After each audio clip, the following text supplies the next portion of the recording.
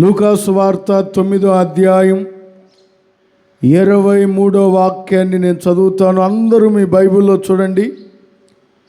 మరియు ఆయన అందరితో ఎట్లనెను, ఎవడైనను నన్ను వెంబడింపగోరిన ఎడల తన్ను తాను ఉపేక్షించుకొని ప్రతిదినము తన సిలువను ఎత్తుకొని నన్ను వెంబడింపవలెను. మరొకసారి చెప్తున్నాను చూడండి, చదువుతాను. లూకా సువార్త 9వ అధ్యాయం 23వ వాక్యం నేను చదివే మాట. ప్రతిదినము తన సిలువను ఎత్తుకొని నన్ను వెంబడింపవలెను. ఈ మాటను గమనించండి.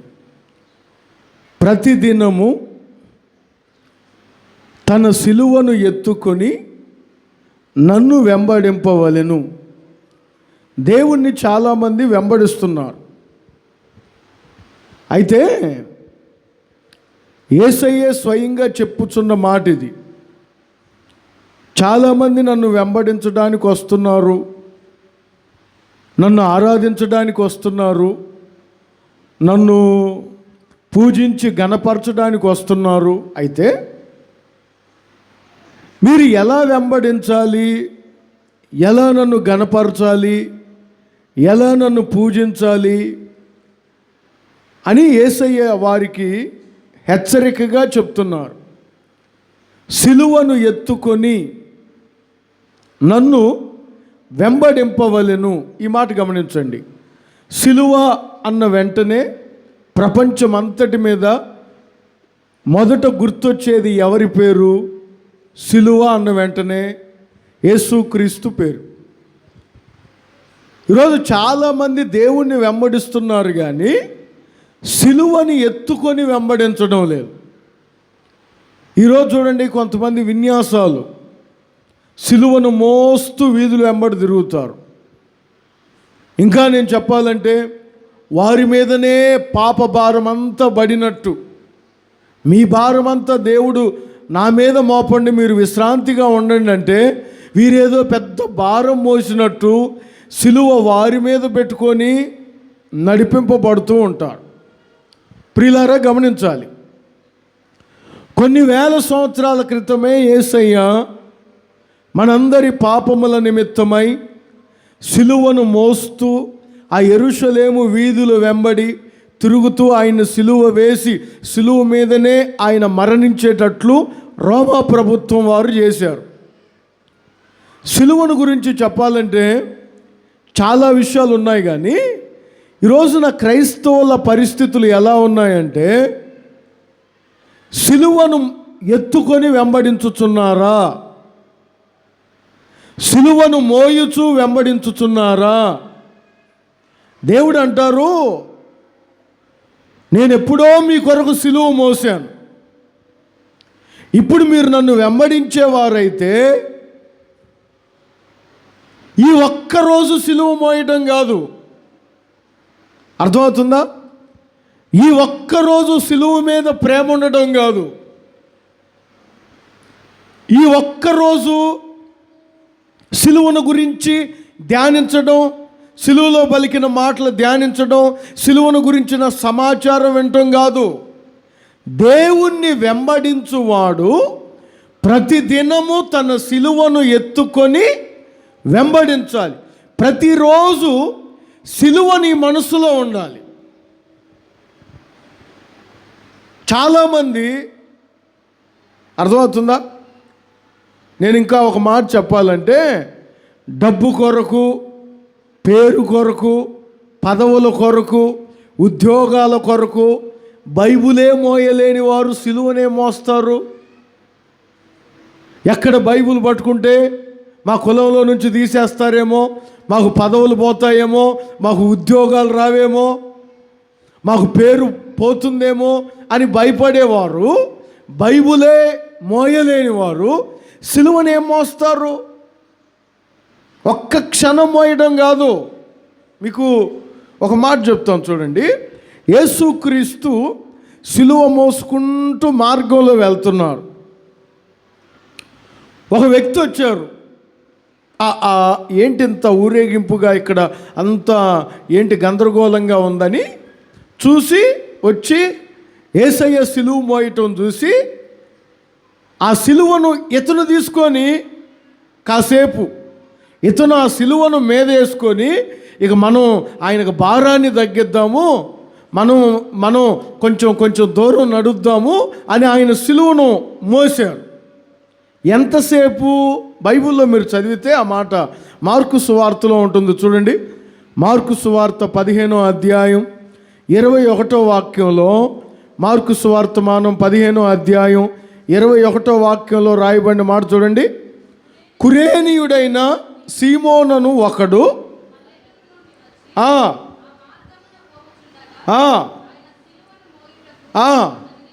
బలవంతంగా మోయటం కాదు, గమనించాలి. ఈరోజున చాలామంది బలవంతంగా సిలువను మోస్తారు, అది కాదు. ప్రియులారా, యేసుక్రీస్తు చెప్పినట్లు ప్రతిదినము నీ సిలువను ఎత్తుకొని నీవు ఆయన్ని వెంబడించేవాడవైతే బలవంతంగా కాదు, కొంచెం సేపు కాదు, లేదా ఈ ఒక్కరోజు కాదు, ప్రతి క్రైస్తవుడు ప్రతిరోజు సిలువను మోయుచు దేవుణ్ణి వెంబడించువాడై ఉండాలి. కొంచెం గట్టిగా చెప్పండి. ప్రతిరోజు సిలువను మోయుచు ఆయనను వెంబడించే క్రైస్తవునిగా నీ ఉండాలి. సిలువ నీవు మోయుచున్నప్పుడు జాగ్రత్తగా వినండి. సిలువ అనేది నీ మీద ఉన్నప్పుడు, సిలువ అనేది నీ హృదయములో ఉన్నప్పుడు, సిలువ అనేది నీవు మోయుచున్నప్పుడు, యేసుక్రీస్తు సిలువ మోసిన తరువాత, యేసుక్రీస్తు సిలువ తన మీద మోపుకొని వెళ్ళుచున్న తర్వాత, ఆ సిలువ కార్యక్రమాలన్నీ అయిపోయిన తర్వాత ఒక మాట నేను చదివాను. అపోస్తుల కార్యములో 2వ అధ్యాయం, పరిశుద్ధ గ్రంథంలో అపోస్తుల కార్యములు 2వ అధ్యాయం 36వ వాక్యంలో ఒక మాట ఉంటుంది చూడండి. అపోస్తుల కార్యములు 2వ అధ్యాయం 36వ వాక్యంలో, మీరు సిలువ వేసిన ఈ యేసునే దేవుడు ప్రభువుగాను క్రీస్తుగాను నియమించను. ప్రియులారా, కొంచెం మీరు ఆత్మీయంగా గమనించండి ఈ మాట. ఎప్పుడైతే ఒక వ్యక్తి సిలువ మోస్తారో, సిలువను ఎత్తుకొని దేవుణ్ణి వెంబడిస్తారో, యేసయ్య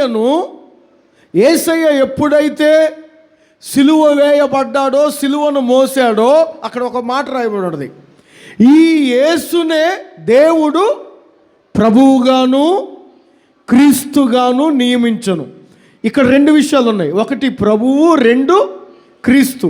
ప్రభువు అంటే పరిపాలన, పాలించేవాడు. క్రీస్తు అంటే అభిషక్తుడు. ప్రభువు అంటే పరిపాలించేవాడు, క్రీస్తు అంటే అభిషక్తుడు. ఎప్పుడైతే ఆయన సిలువ మోసాడో, ఆ సిలువ మోసిన తరువాత ప్రపంచాన్ని పరిపాలించే ఒక అభిషక్తుడిగా మారాడు. కొంచెం గట్టిగా చెప్పండి, ఇంకొంచెం గట్టిగా చెప్పాలి. ఎప్పుడైతే దేవుని బిడ్డలముగా మనము ప్రతి నిత్యము సిలువ మోయుచు దేవుణ్ణి వెంబడిస్తామో, దేవుడు మనలను పరిపాలించే అభిషక్తులుగా మార్చబోతున్నాడు. అంటే దీని అర్థం ఒక ఆశీర్వాదం, మీ జీవితంలో ఒక అభివృద్ధి, పరిపాలించే ఆ స్వభావం. నా యేసయ్య మీరు ప్రతినిత్యము సిలువ మోయడం ద్వారా దేవుడు మీకు కలిగించునుగాక. సిలువ ఉండవలసింది ఇంటి మీద కాదు, సిలువ ఉండవలసింది ఒంటి మీద కాదు, ఇంకా చెప్పాలంటే సిలువ ఉండవలసింది బండి మీద కాదు. సిలువ అనేది నీ హృదయములో నీవు ప్రతినిత్యము సిలువను ఎత్తుకొని ఆయన్ని వెంబడించుదువుగాక. ఈరోజు ఆయన సిలువ మోయుచు గొల్గతా కొండ వైపు, కొండ దగ్గరికి వెళ్ళడం, అక్కడే ఆయన మరణించడం, అక్కడే ఆయన తన ప్రాణములను కోల్పోవడం, ఈ కార్యక్రమాలన్నీ మీకు తెలుసు. ప్రియమైన దేవుని బిడ్డలారా, సిలువను ఎత్తుకొని ఆయన్ని వెంబడించడం అంటే దాని అర్థం ఏమిటి? ఒక 3 విషయాలు చెప్తాను.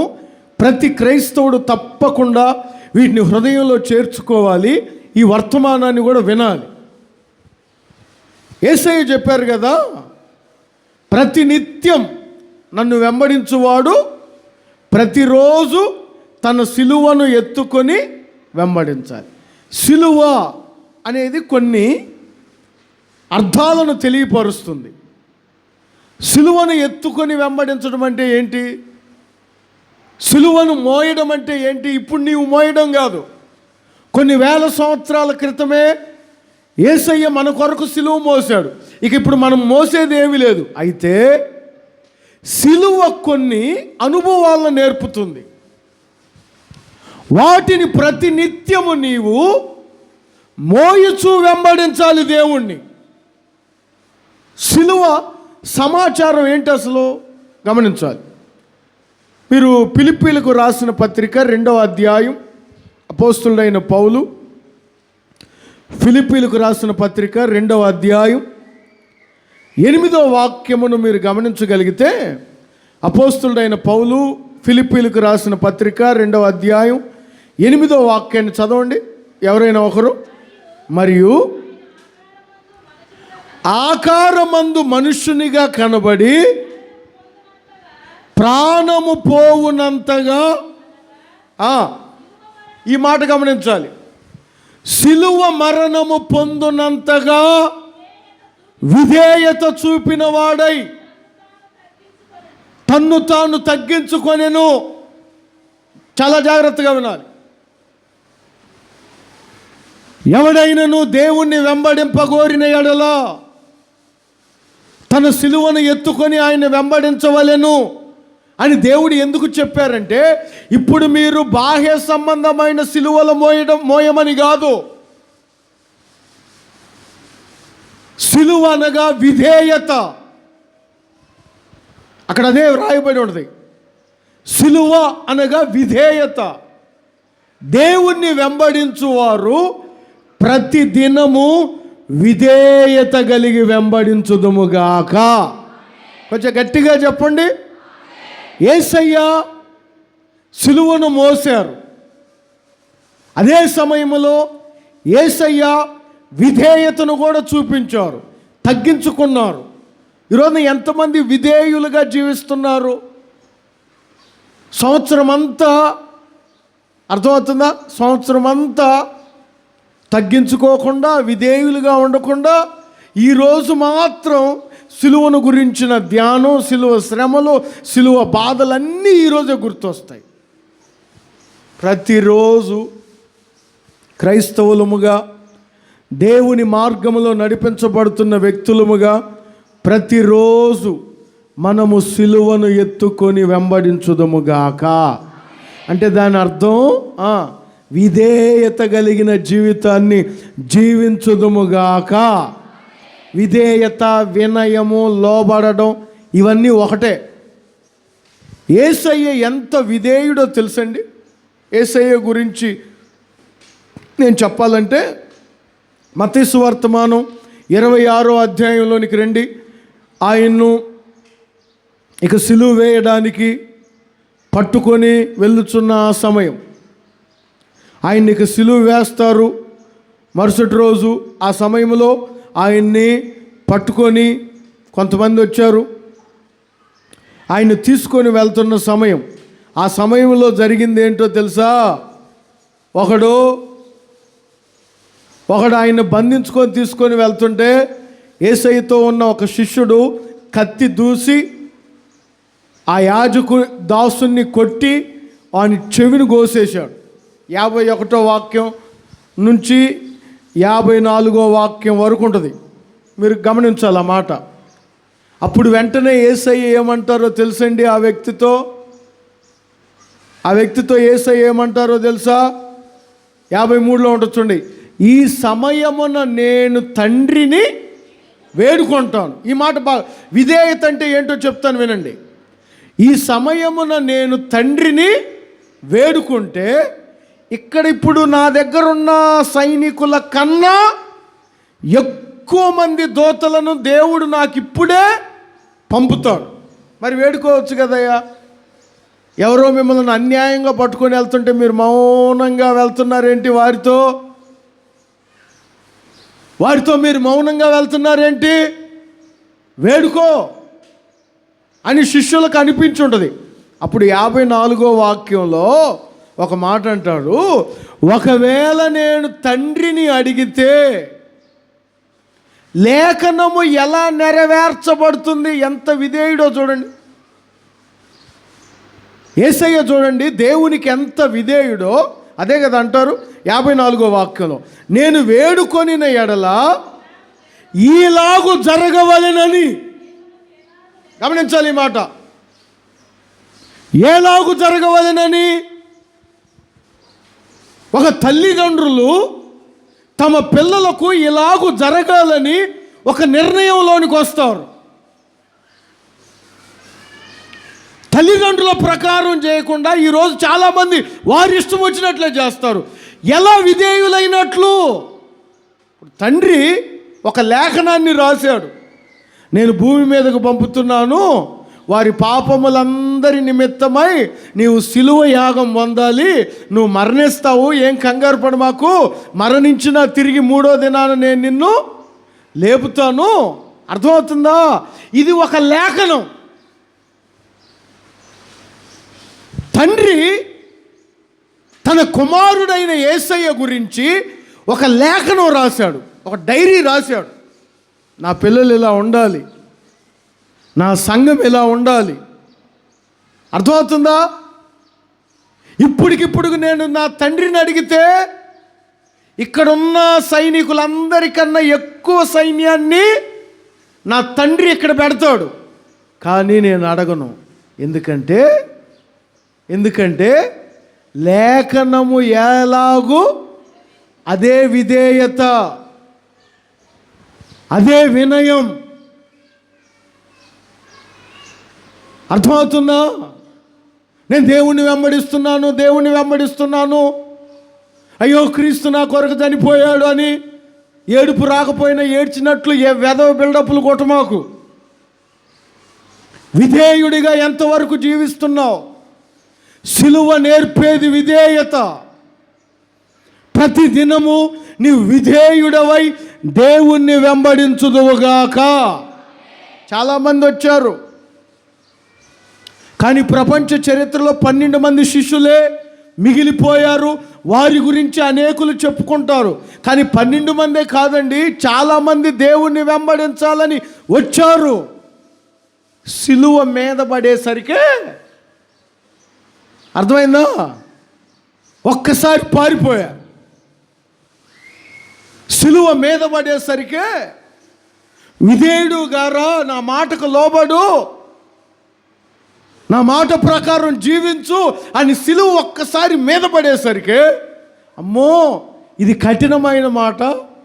యోహాను సువార్త 6వ అధ్యాయం 66వ వాక్యం 666 ఉంటుంది కదా, అక్కడ ఏమని ఉంటుంది చూడండి. యోహాను సువార్త 6వ అధ్యాయం 66వ వాక్యంలో ఎప్పటి నుండి ఆయన కొన్ని విషయాలు చెప్పారు. ఆ తర్వాత మీరు చదువుకోండి ఆ చరిత్ర. అప్పటి నుంచి ఆయన శిష్యులలో అనేకులు వెనుదిరిగారు. ఎందుకు? ఇది కఠినమైన మాట. దీన్ని ఎవడు వినగలడు? 65వ వాక్యంలో ఉంటుంది చూడండి. దానికి ముందు మరియు ఆయన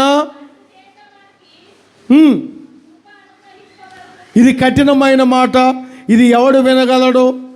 ఆ మాటలన్నీ ఉంటుంది చూడండి. అనేకులు ఆ రోజు నుంచి ఆయనను వెంబడించలేదు.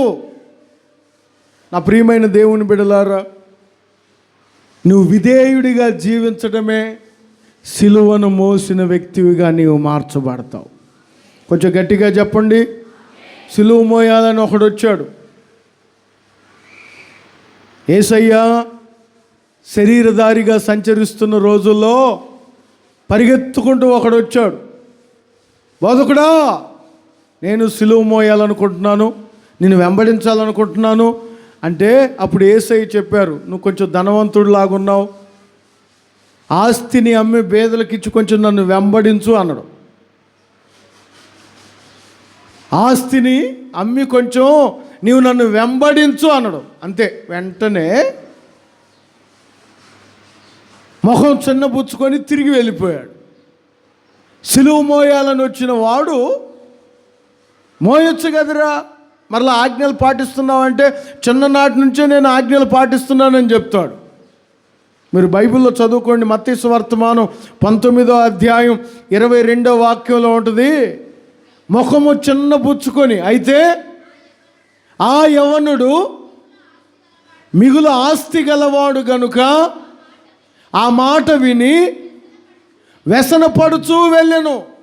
ఎరా, దేవుని వెంబడించాలని వచ్చావు కదా, సిలువ మోయాలని వచ్చావు కదా, సిలువ నీ మీద పెట్టుకొని ఆయనతో వెళ్ళాలని వచ్చావు కదా, మరి ఎందుకని వెనుదిరిగావు అంటే ఆయన ఒక మాట చెప్పాడు.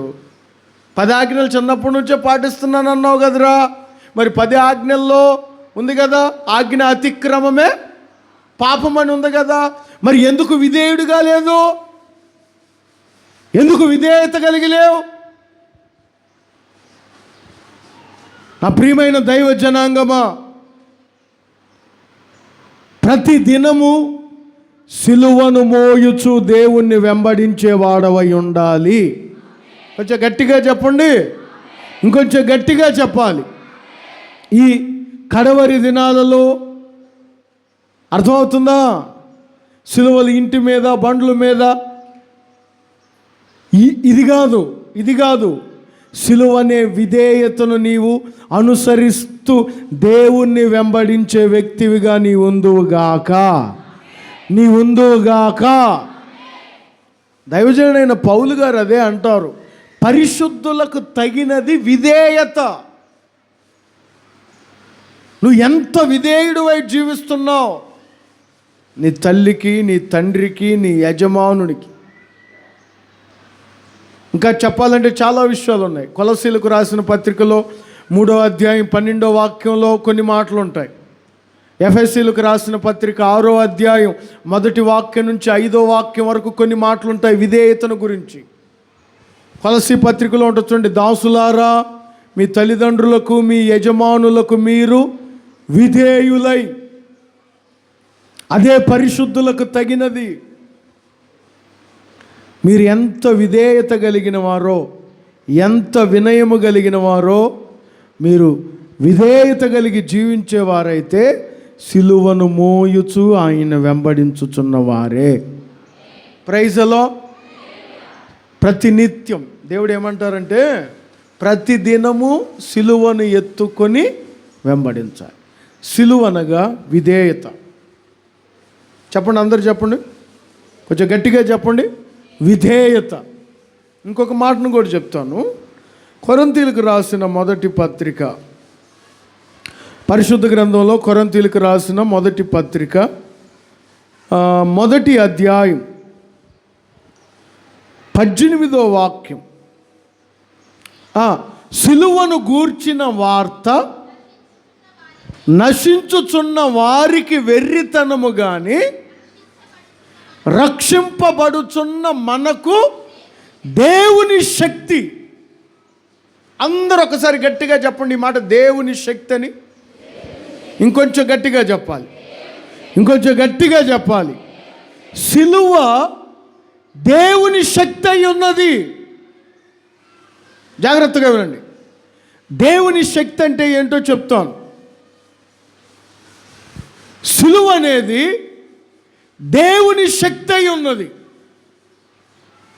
మీకు అర్థం కావాలంటే ఒక చిన్న సంగతి చెప్తాను, వినండి. దేవాలయం దగ్గర పుట్టుకతో ఉన్న ఒక కుంటివాడు కూర్చొని ఉన్నాడు. అపోస్తుల కార్యములు 3వ అధ్యాయంలో ఉంటుంది, నేను చెప్తాను వినండి. పేతురు, యోహాను అనే 2 దైవజనులు ఆ దేవాలయంలోనికి వెళ్తున్నారు. వారి యొద్ద ఏమైనా దొరుకుతుందేమని చేతులు చాపాడు.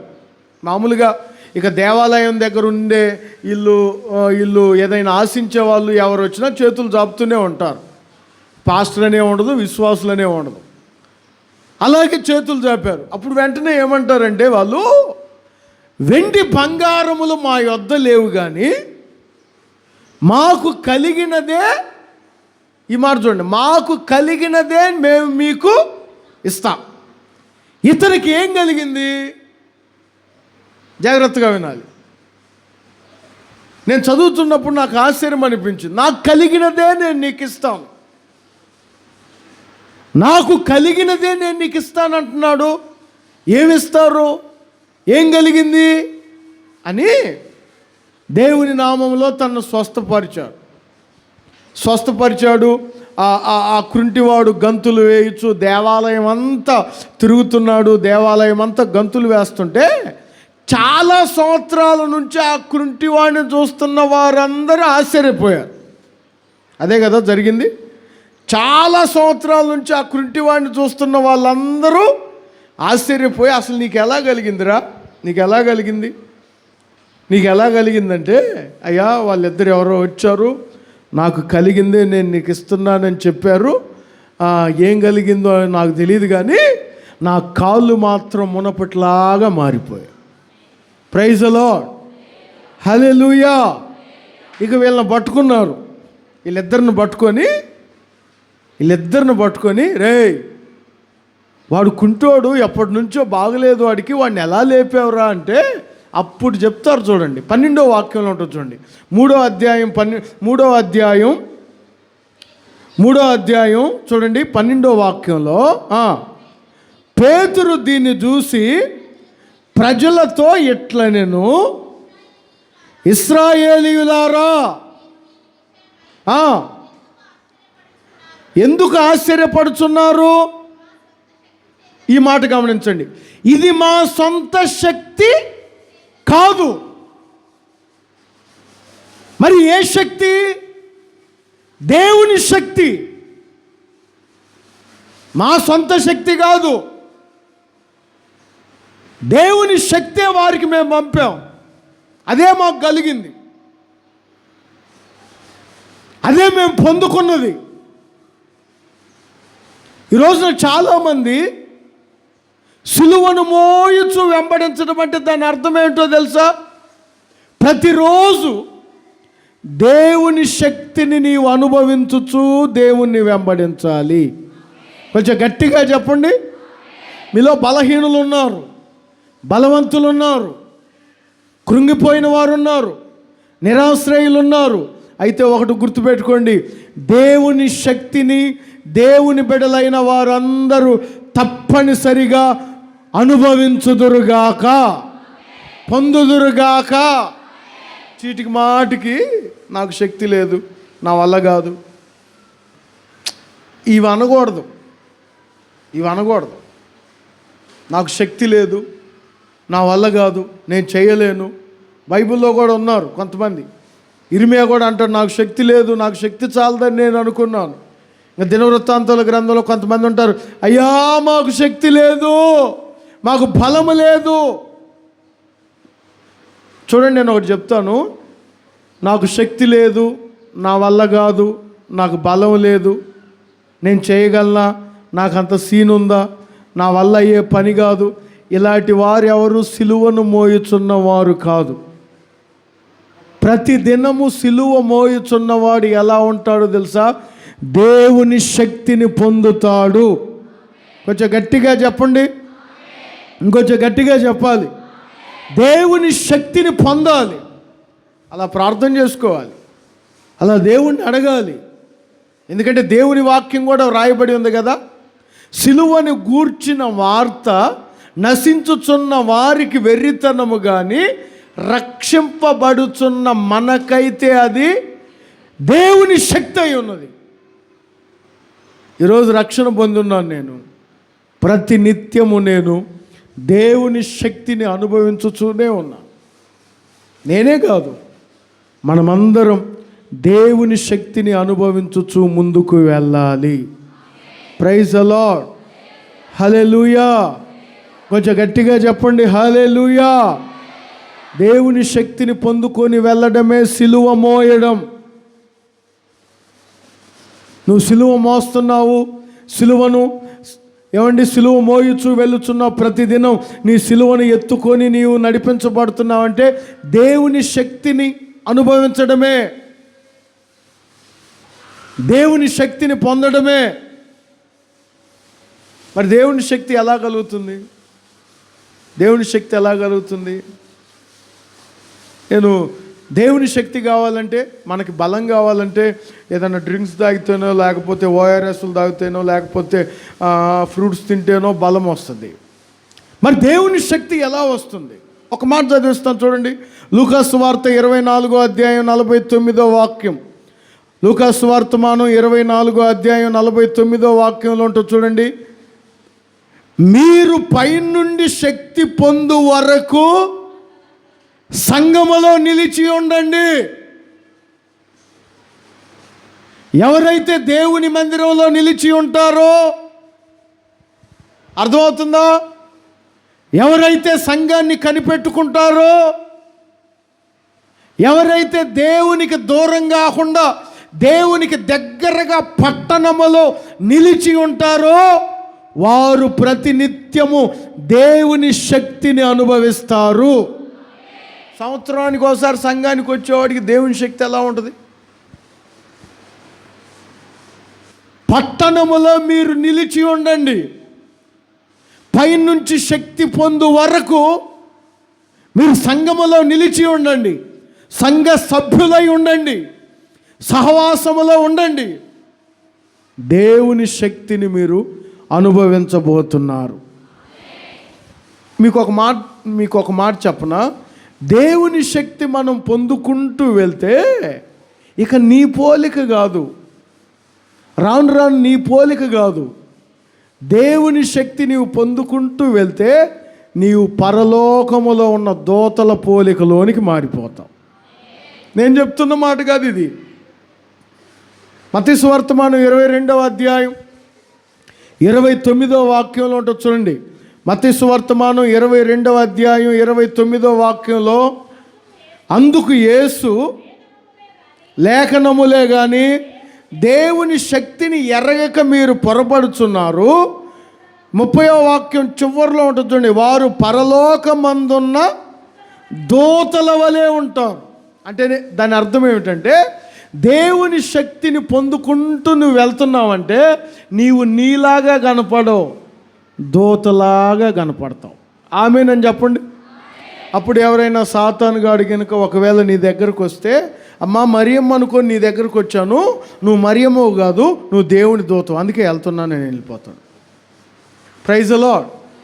నువ్వు పలానా ఇంటి పేట నీ దగ్గరకు వచ్చాను, ఇంటి ముందు నీ ఇంటి పేరే ఉంది కానీ ఇంట్లోకి వచ్చిన తర్వాత నువ్వు దేవదూతలాగా కనపడుతున్నావు, నువ్వు నీలాగా లేవు అని వాడు వెళ్ళిపోతాడు. దేవుని శక్తి నీవు పొందుకొని వెళ్తుంటే, అర్థమవుతుందా? దేవుని శక్తి నీవు పొందినంత కాలం ఒక దూతలాగా నీవు అనేకులకు మారిపోబోతున్నావు. కొంచెం గట్టిగా చెప్పండి ఆమేనని. అందుకే ప్రతిదినం సిలువను ఎత్తుకొని దేవుణ్ణి వెంబడించుదుముగాక. ఈ గుడ్ ఫ్రైడే రోజే కాదు, ప్రతిదినం సిలువను మోయుచు ఆయన్ని వెంబడించుదుముగాక. సిలువ అంటే చెప్పాను మొట్టమొదటిగా విధేయత. సిలువను మోయుచు ఆయన వెంబడించాలంటే రెండవదిగా చెప్పాను దేవుని శక్తిని పొందుతూ నువ్వు వెళ్ళాలి.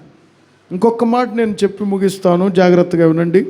హెబ్రీ పత్రిక 12వ అధ్యాయం,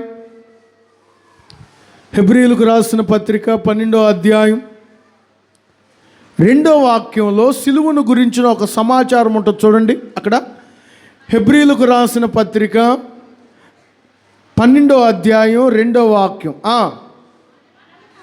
మనము కూడా ఇవన్నీ చదువుకుంటూ వెళ్తే, నేను చదువుతాను చూడండి.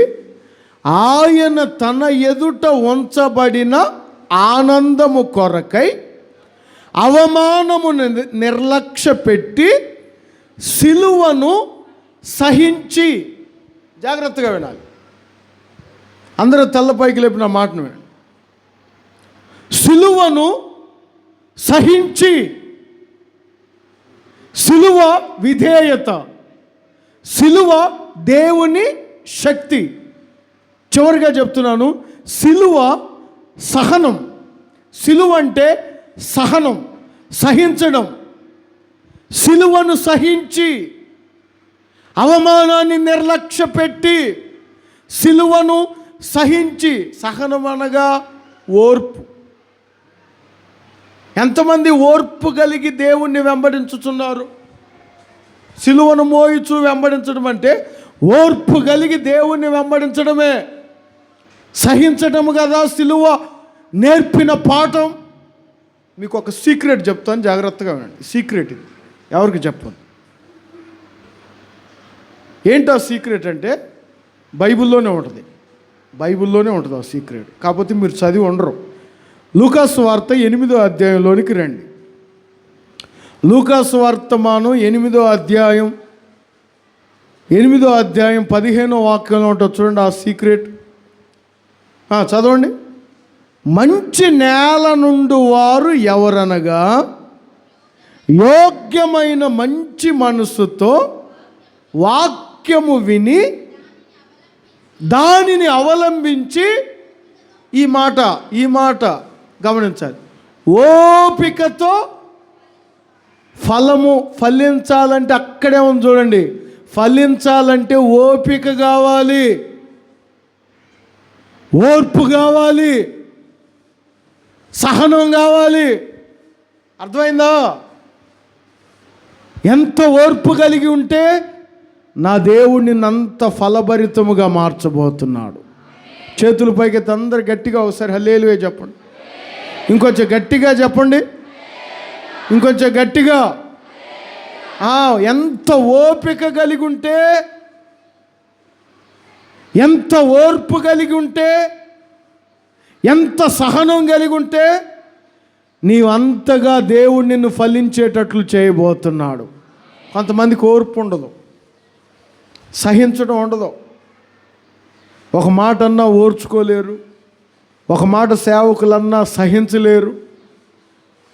అదొక టైపులో మొహం పెట్టుకొని సైకోల్లాగా ప్రవర్తిస్తుంటారు. నువ్వు ఫలభరితమైన జీవితం జీవించాలంటే ఓపిక అనేది చాలా అవసరం. ఈరోజుకి ప్రపంచమంతా క్రైస్తవులు ఎక్కడున్నా విశ్వాసులకు తండ్రి ఎవరు అంటే అబ్రహాం పేరు చెప్పడానికి కారణం ఏంటో తెలుసా? తన ఓర్పే తన ఆశీర్వాదానికి కారణమై ఉన్నది.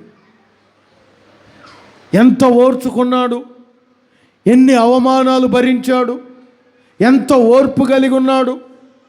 మీరు హెబ్రీ పత్రిక 6వ అధ్యాయం 15వ వాక్యమును మీరు చదివితే అబ్రహాము యొక్క ఓర్పు అక్కడ రాయబడి చూడండి. హెబ్రీలకు రాసిన పత్రిక 6వ అధ్యాయం 15వ వాక్యం. ఏ మాట? ఆ మాట నమ్మి అతడు ఓర్పుతో వాగ్దాన ఫలము పొందెను. ఓర్పు ఉండదు కొంతమందికి, అసలు ఓర్చుకోరు, సహించరు. నా ప్రియమైన దైవ జనాంగమా, ఎన్ని అవమానాలు పొంది ఉంటాడు. అవమానాలను కూడా పెద్ద లెక్క చేయాల. అవమానమును నిర్లక్ష్య పెట్టి సిలువను మాత్రమే ఆయన సహించి, రోజున యేసయ్య గురించి ప్రపంచమంతా చెప్పుకుంటున్నారంటే కారణం ఏమిటి? ఎవడో ముక్కు మొహం తెలియని వాడు ఉమ్మేసిన తుడుచుకొని పోయాడు. అంత ఓర్పు. ఏరా కొరడాలతో కొడుతున్నాడు, నీకు నాకేమైనా శత్రుత్వం ఉందా? లేదు. ఏ రోజైనా నీకు నేనేమైనా కీడు చేశానా? లేదు. మరి ఎందుకు నా మీద ఉమ్మేస్తున్నావు? నువ్వు నచ్చలా నాకు. అదేంట్రా నేను నీకేమైనా చేశానా? లేదే. మరి ఎందుకు నీవు నన్ను కొడుతున్నావు? ఎందుకు నన్ను అవమానపరుస్తున్నావు? సిలువ వేయండి, సిలువ వేయండి అని కేకలేస్తున్నావు. ఏమ్మా ఏ రోజు మీకేమైనా నేను చేశానా? ఒక దొంగను కోరుకున్నారు, ఒక దొంగ స్థానంలో నన్ను పెట్టి ఒక దొంగను కోరుకున్నారు, కానీ నేను సిలువేయండి సిలువేయండి అని కేకలేస్తున్నారు. ఎన్ని అవమానాలను, ఎన్ని నిందలను భరించి భరించి ప్రియులారా, ఫలం అనేది ఊరికే రాదు. నువ్వు ఎంత ఓర్పు కలిగి ఉంటే అంత ఫలించబోతున్నావు. కొంచెం గట్టిగా చెప్పండి. ఎంత ఓర్పు కలిగి ఉంటే నీవు అంతగా ఫలింపును దేవుడు నీకు ఇవ్వబోతున్నారు. ఇంకొక మాట కూడా ఉంటుంది, ఓర్పు చేత మీ ప్రాణములను దక్కించుకుంటారు. పరిశుద్ధ గ్రంథంలో మీరు లూకా సువార్త 21వ అధ్యాయం 19వ వాక్యం చదువుకోండి. ఓర్పు చేత మీ ప్రాణములను దక్కించుకుంటారు. అందుకే యేసయ్య చెప్పారు, ప్రతిదినము ఎవడైనను నన్ను వెంబడింపగోరిన ఎడల, ఎవడైనను నన్ను వెంబడింపగోరిన ఎడల సిలువను ఎత్తుకొని నన్ను వెంబడింపాలి. సిలువను ఎత్తుకొని ఆయన వెంబడించడం అంటే ఏంటంటే, మొట్టమొదటిగా విధేయత కలిగి, సిలువ అనగా విధేయత. రెండవదిగా సిలువ అనగా దేవుని శక్తి. దేవుని శక్తిని పొందాలి, సంఘంలో ఉండాలి, సంఘ సభ్యులై ఉండాలి. ప్రతి ఆదివారం దేవుని సన్నిధికి వస్తూ దేవుని పట్టణంలో నిలిచి దేవుని మాటలు వినాలి. అప్పుడే దేవుని శక్తి నీకు కలుగుతుంది.